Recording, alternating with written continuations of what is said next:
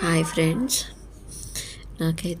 నాకు sinus problem ఉంది. అస్సలు కూల్ డ్రింక్స్ తాగకూడదు.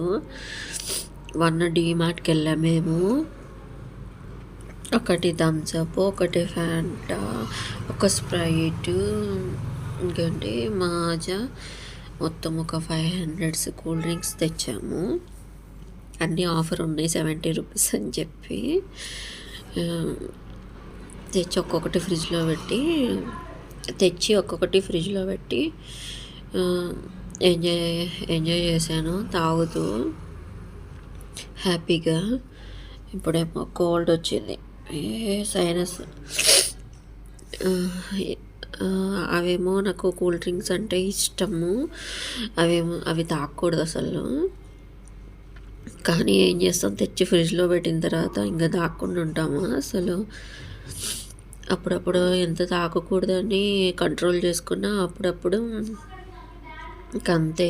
ఫ్రిడ్జ్ ఓపెన్ చేసి గ్లాస్ తీసుకొని టీవీ ముందు కూర్చొని తాగేశాను. కోల్డ్, హెడేక్ ఎస్టర్డే నుంచి ట్యాబ్లెట్స్ వేసుకున్నాను. ఈరోజు అయితే ఊరికి వెళ్ళాలి. నేను అనుకుంటాను, ఒక 1 year నుంచి అనుకుంటున్నాను మానేయాలి కూల్ డ్రింక్స్, ఇంకా తాగకూడదు. అమ్మో నాకు అసలే సైనస్ ఉంది, అసలు దానివల్ల ప్రాబ్లమ్స్ ఫేస్ చేస్తున్నాను అని. మళ్ళీ కూల్ డ్రింక్ చూడంగానే కొంచెం తాగితే ఏమో వద్దులే అనుకుంటా. ఇంకా ఏం చేస్తాం, కంట్రోల్ అవ్వాలి.